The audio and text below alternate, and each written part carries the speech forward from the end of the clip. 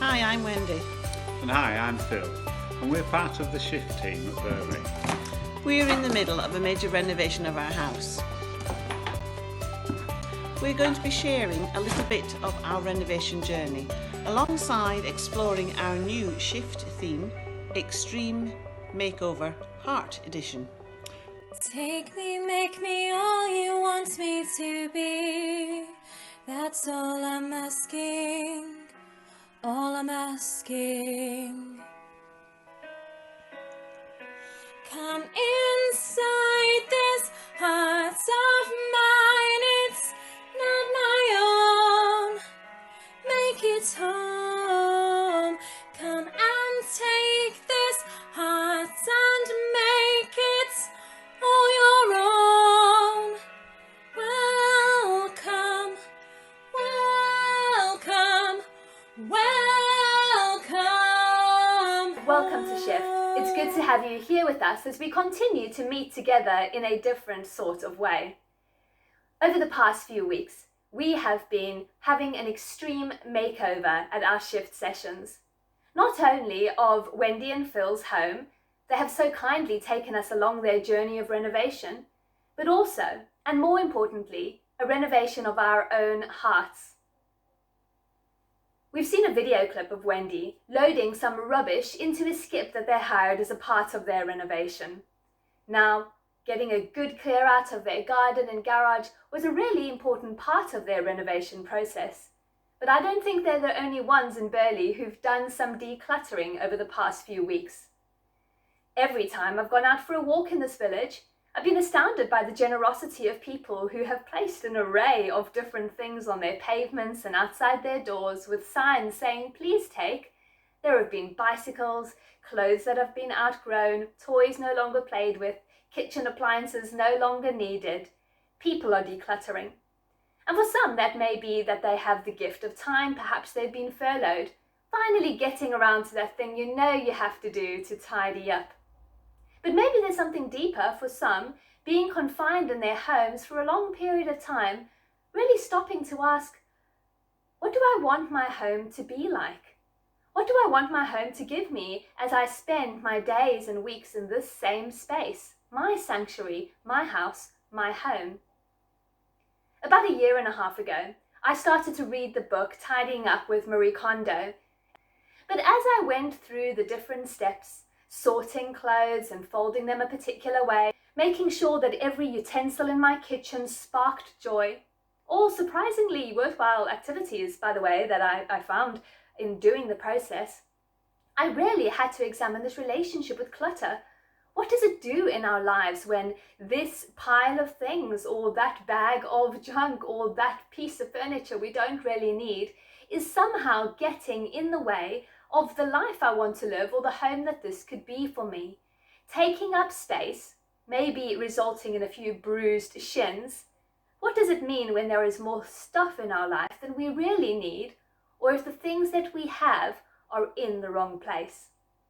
Now here is something I've heard many people say: a place for everything and everything in its place. And it really works. The parts of my home that I put through the KonMari process, as she promised, did not relapse. Once everything you have has a specific place, everything is clearer, everything is calmer. And I think we all know and can attest to the benefits of a clutter-free home. When our space is free of clutter, our mind often becomes free of clutter too. When we're not having to focus on all the things we wish were not before our very eyes, we can find in our hearts we've got the room and space to think about the things that really matter. And besides, it's fantastic to be able to find that stapler or that glue gun or that potato peeler precisely in the moment that you want it. But what is it about clutter? How do we find ourselves with piles of clutter, not only in our homes, but in our hearts as well? I heard a really profound quote about clutter the other day. Clutter is nothing more than decisions that have been postponed. So when I'm picking up this book, and I can't quite decide if I want to read it or if I want to put it on the bookshelf. That's when it ends up on the coffee table. And when I lift up those toys and you don't know, because it's a transformer, whether it belongs with the action figures or the vehicles, that's when it ends up right back down on the bedroom floor. When I'm working with any part of my household, with any of the things I have, clutter is what happens when we postpone the decisions of what do I want to do with this part of my life? What do I want to do with this possession? Where does this go? And somehow the piles start building up. I would know I've got a few. But what about the deeper things in our life? I wonder if you and I can find ourselves sometimes with piles of clutter for relationships, where we haven't quite made the decisions and the boundaries that will help us to put that relationship in a suitable and healthy part of our life. Maybe we live with thoughts that clutter our minds, thoughts like negative self-talk of I can't do anything right, thoughts about worry and anxiety and what if, always imagining that the worst is going to happen. Maybe we have thoughts about the past and regrets, so busy looking in the past that we're piling up cluttered piles of regrets. If only I had what I should have done, that we can miss the empty space before us, which is a world of new possibilities to try new things. And so as we look at the world of our homes, and as we look at the renovation of our heart, my invitation to all of us today is to ask, what's taking up space that does not need to be there? What expectations from others do I need to look at and make a decision about? Is this something constructive that can build into me? Is this something that can hold me to the person that I have been made to be? If so, where can I place it in my life? How can I put it into good use? And if not, maybe it's time to let it go. What about the judgments and the labels that we've received? Names you might have been called at 5 or 6 years old that you're still holding on to, cluttering the space in your head. Those certainly don't have a place on our shelves or in our drawers or in our boxes. Those need to go. What about the judgments that we've taken upon ourselves? How do we stop, breathe, sort them out, and send them packing? We may have memories that are cluttering our lives. The Marie Kondo method involves holding a piece of clothing really close, taking a deep breath and deciding whether or not it sparks joy. And even if it doesn't, before putting it in that bag to repurpose or give away, you say thank you. Now that feels a bit weird the first time, and I'm not necessarily sending you all off to your wardrobes to have a conversation with your coat. But when it comes to your memories, habits, my patterns of thinking or my ways of doing things, once I realize they're not healthy, once I realize I don't need that in my life, I think there's something to be said for holding it. Personally, I would hold it in a space before God. Say thank you, if not for the memory, because some are not worth thanking, but saying thank you for the presence of the one who carried you through that experience. And then letting them go. And sometimes it's a thing that we can do on our own.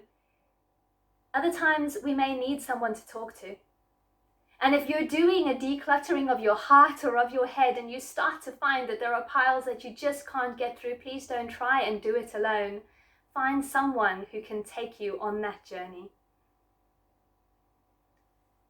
But how do we decide? How do we decide, and where do we start as we go through the different parts of our life? That which I present to the world, what about that needs to go? How I spend my time and my hours, what needs to go? The battles that I'm fighting, am I picking my battles, or am I bringing out the fists or the keyboard on every one? How much of that needs to go?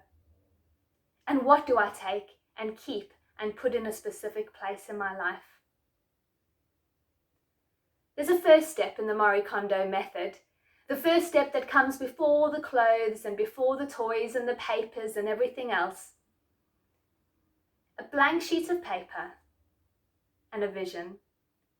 This is what I want my home to be.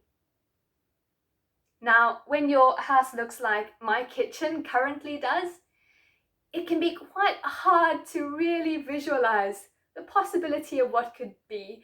Pinterest helps, of course, but it can be hard to visualize. Yet taking a moment to ask yourself what you need this home to provide. Is it light and warmth? Is it space to think? Is it an area to practice your favorite hobby? Is it a separate space for the children to play? Or is it a living space where you can all come together more often? Is it a comfortable bed, a bathroom that becomes a sanctuary? And likewise in our hearts, taking the time to stop and say, here in my head and my mind and my heart, what do I need that to look like for me to live into being the person that I've been created to be? And so at the time that I was writing my vision some time back, the most important thing on my mind was that I had family coming to visit from South Africa to stay in our home. And so everything about my home was keeping in mind the idea of guests coming in. I wanted a place for them to sleep. I wanted to be able to provide an extra bathroom. I wanted to be able to have pictures on the wall that would say something of the life that we shared together in South Africa, but also something of the life that we are living here in West Yorkshire. Knowing that there were people who were going to come as my guests made all the difference to putting a vision together, because it wasn't about me, but about opening my home to the people that I love. The people that I love, fortunately, love me very much, because by the time they arrived, very little of it had actually been done. But likewise with our hearts, although we need to ask the question of how our own minds and hearts and hands and lifestyles need to be set up to help me become the person I want to be, if we approach it from a self-centered view, what we come up is a life that might not be cluttered, but is also very unlikely to bring us real joy, real peace, and real love. This is about asking myself, what sort of me do I need to be able to respond with love to the people who come on my path? To be able to respond with grace when I've made a mistake and damaged my relationships. To be able to reach out generously when somebody has a need, not always putting myself first, without breaking down the boundaries that are necessary to be healthy.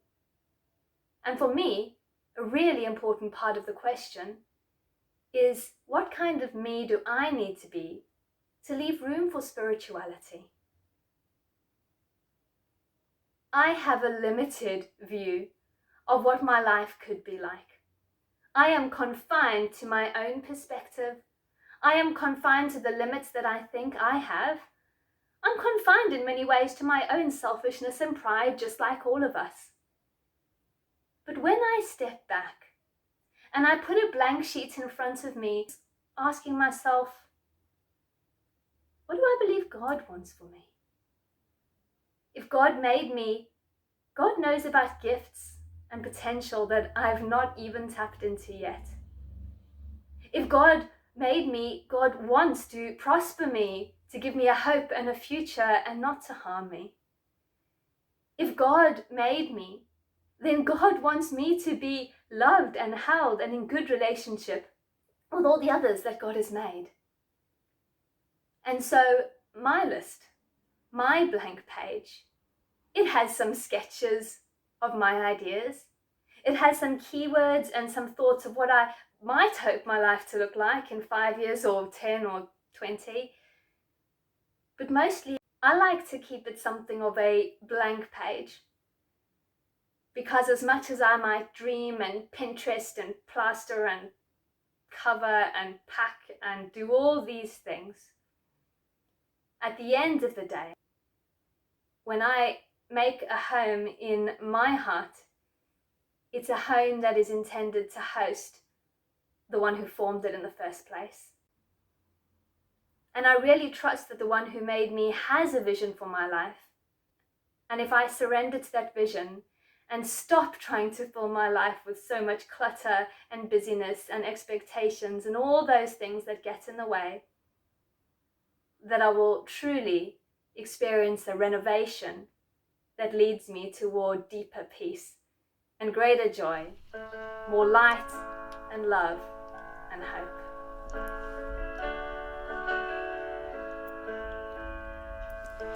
I love you, Lord, for your mercy never fails me. All my days I've been held in your hands. From the moment that I wake up till I lay my head, I will sing of the goodness of God. All my life you have been faithful. All my life you have been so, so good. With every breath that I am able, I will sing of the goodness of God. I love your voice. You have led me through the fire. In darkest nights, you are close like no other. I've known you as a father, I've known you as a friend, and I have lived in the goodness of God. All my life you have been faithful. All my life you have been so, so good. With every breath that I am able, I will sing of the goodness of God. Your goodness is running after, it's running after me. Your goodness is running after, it's running after me. With my life laid down, I'm surrendered now, I give you everything. Your goodness is running after, it's running after me. Your goodness is running after, it's running after me. Your goodness is running after, it's running after me. With my life laid down, I'm surrendered now, I give you everything. Your goodness is running after, it's running after me. All my life you have been faithful. All my life you have been so, so good. With every breath that I am able, I will sing of the goodness of God.